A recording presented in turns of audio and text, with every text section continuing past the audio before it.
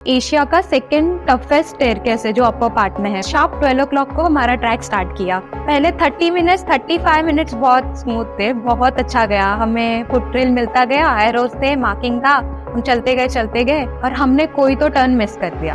और मेरे पास एक चॉपर है, वो मैं कैरी करती हूँ अननोन सिचुएशंस के लिए कि बोल नहीं सकते, प्रेडिक्ट नहीं कर सकते। तो हमारे ग्रुप से एक बंदा चढ़ गया, फिर उसने पूछा कि कोई इंटरेस्टेड है क्या आने को। तो आई सेड कि मुझे आना है, मैं आई हूँ तो मुझे ऊपर से देखना है, ये यहाँ से इतना ब्यूटीफुल है बट मुझे वो ऊपर जाके देखना है। और जब मैं लेफ्ट में टर्न हुई, वहाँ पर दो डेड बॉडीज थी जिनको रैप करके रखा हुआ था। माउंटेन्स के पीछे से सन ऐसा आ रहा है, वो इतना ब्यूटीफुल मोमेंट था ना। वो लगा हुआ था या चोट लगी हुई थी या वो पेन था ना, वो रह गया साइड में।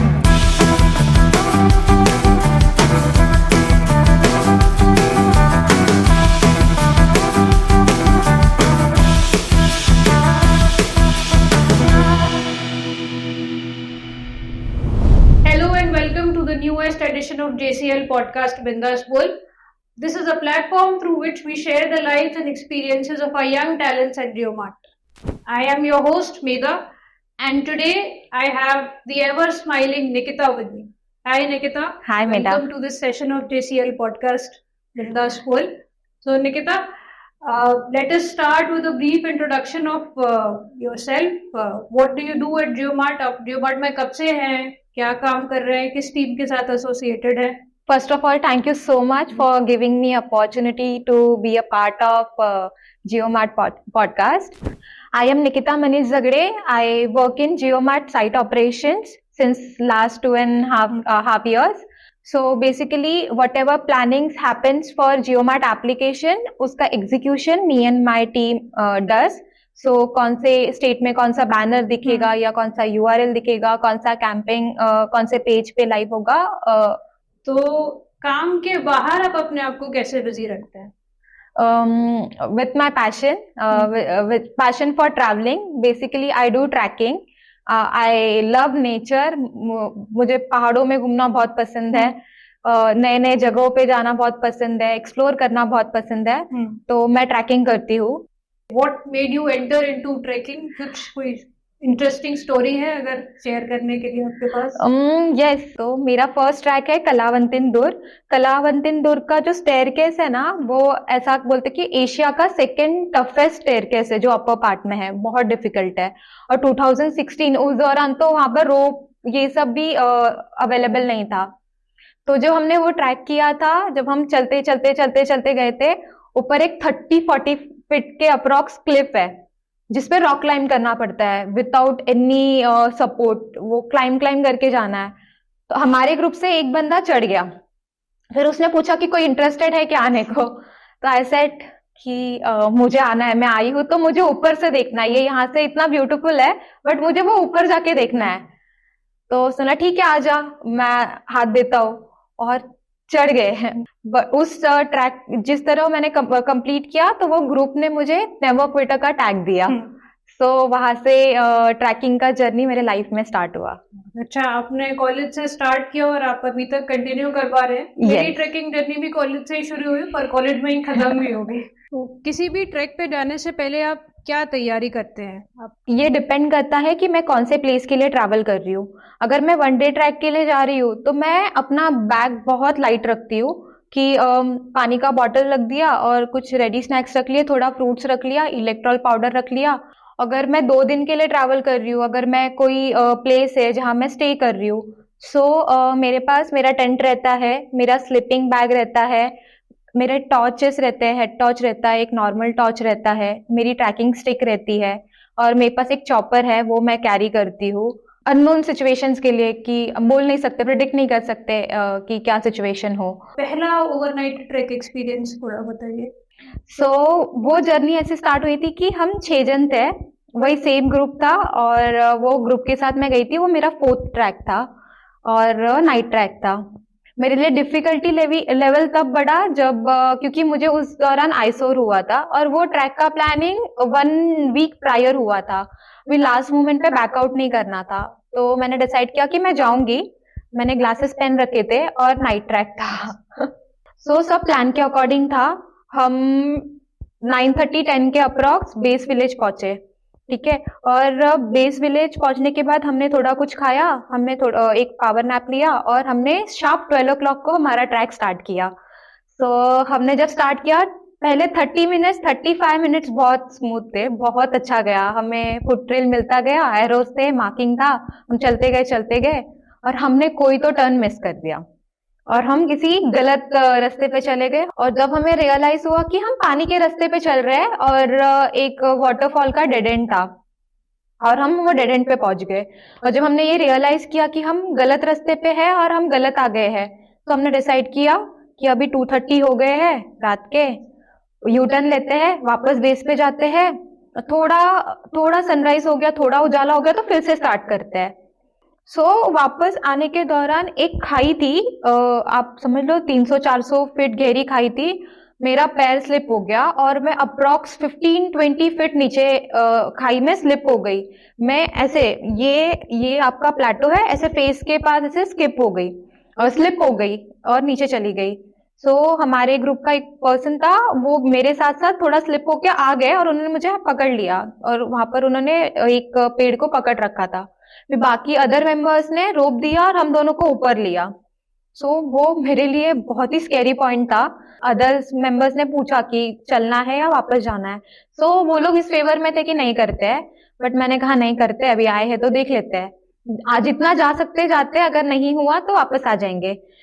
हमने स्टार्ट किया और सुबह 5 बजे के आसपास हम एक प्लेटो पे थे। हम पूरा नहीं गए थे तब तक, 5 बजे के आसपास हम एक प्लेटो पे थे और वहां से हमने सनराइज होते हुए देखा।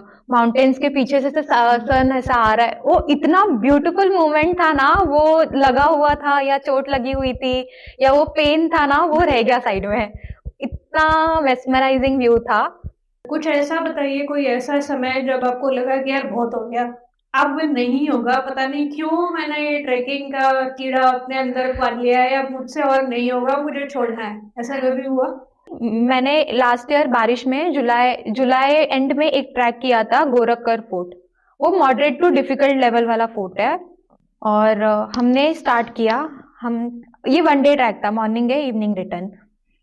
एक पैच पे पहुंचने के बाद ना वो बहुत स्लिपरी हो जाता है बारिश में। आप चलो ना तो बहुत स्लिपरी है, बहुत मतलब आपके पास प्रॉपर शूज होने चाहिए। 2 बार ऐसा हुआ कि एक बंदा स्लिप हुआ, उसको लग गया, पैर में चोट लग गई। फिर सेकेंड टाइम भी ऐसा हुआ कि एक और जन को चोट लग गई। और जैसे जैसे आप ऊपर जाते हो ना, उसका डिफिकल्टी लेवल बढ़ता जाता है। गोरखगढ़ फोर्ट ऐसा प्लेस है।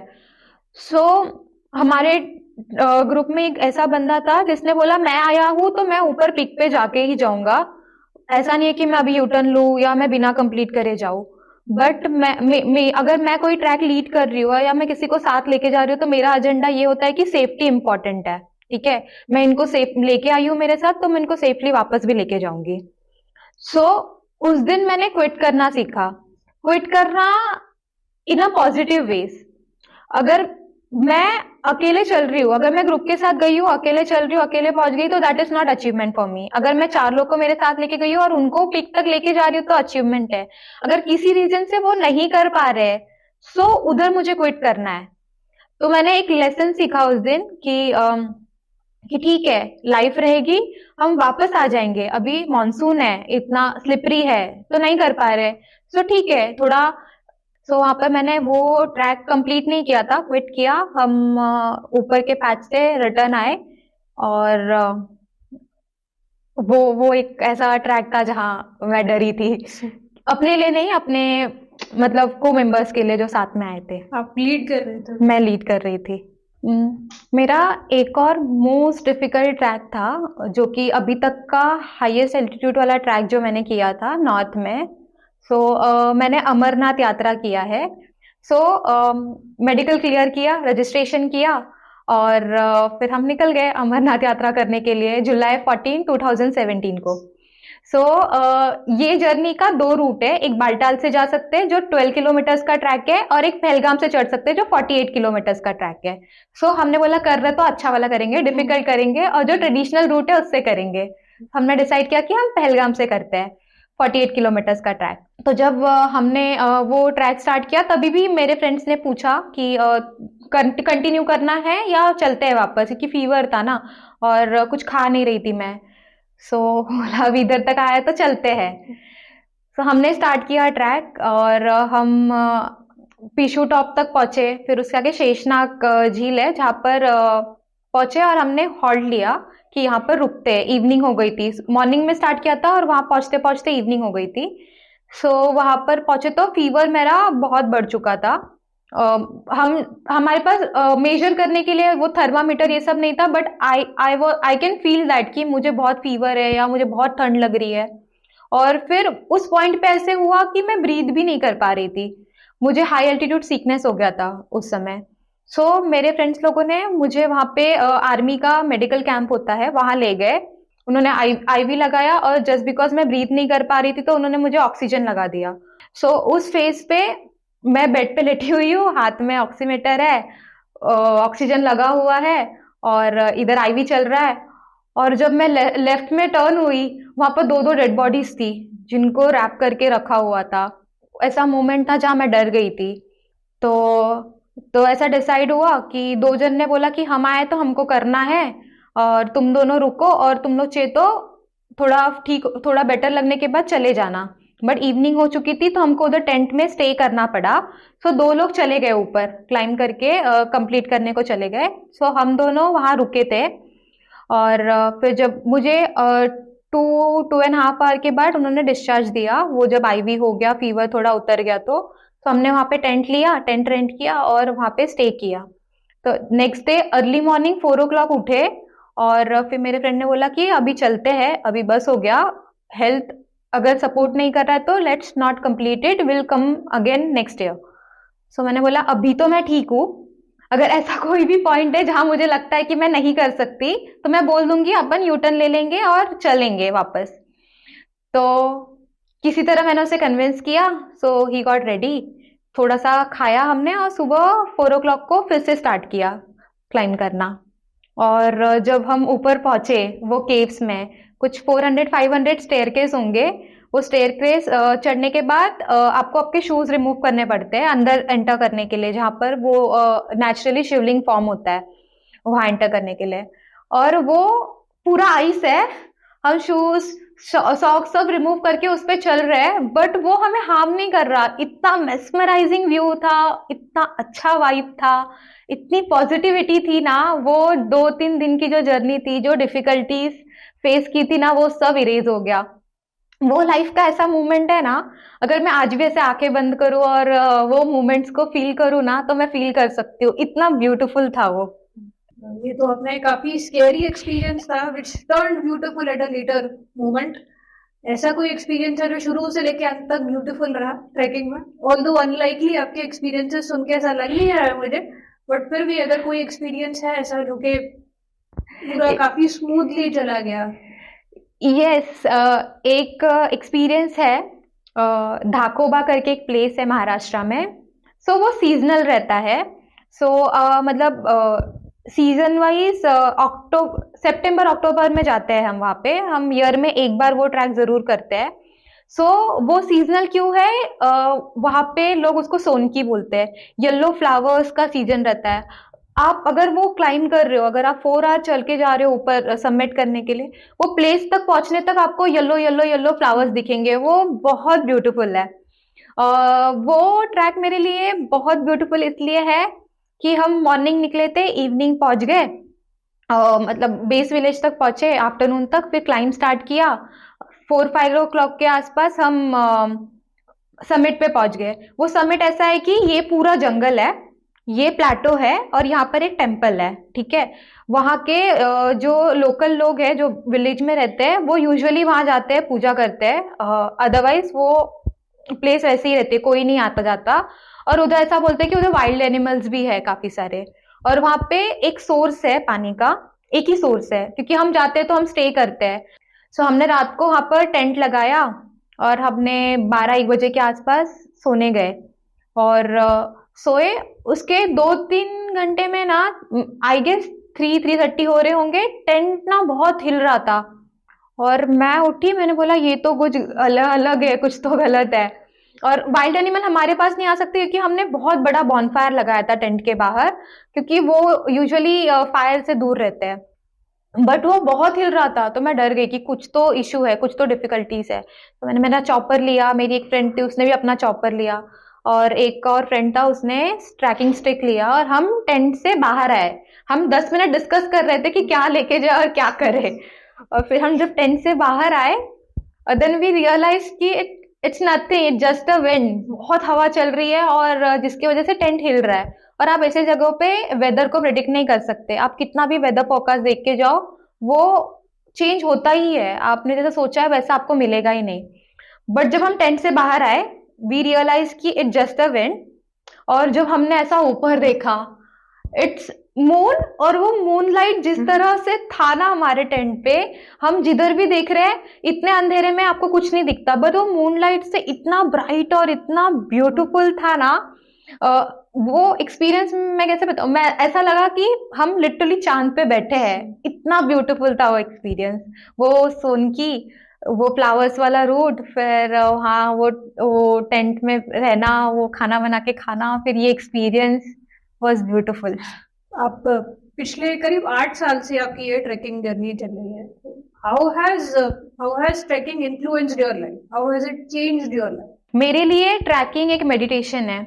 लोग अपने हिसाब से अपना अपना पैशन चूज करते हैं, बट मेरे लिए ट्रैकिंग मेडिटेशन है। जब मैं नेचर में जाती हूँ या मैं कोई फोर्ट पे जाती हूँ, तो मुझे बहुत अच्छा फील होता है। मतलब मैं न्यू एनर्जी, न्यू वाइब अपने साथ लेकर आती हूँ, न्यू चैलेंजेस फेस करने के लिए। किसी ने मुझे पूछा था कि मतलब मैं ट्रैक्स रिपीट क्यों करती हूँ, क्योंकि तुझे सब नहीं कवर करना क्या? क्योंकि महाराष्ट्र में अप्रोक्सीमेटली 350 प्लस फोर्ट्स है और 800 प्लस केव्स है, जिसमें से मैंने अभी तक यूनिक 50 प्लस ट्रैक्स किए हैं।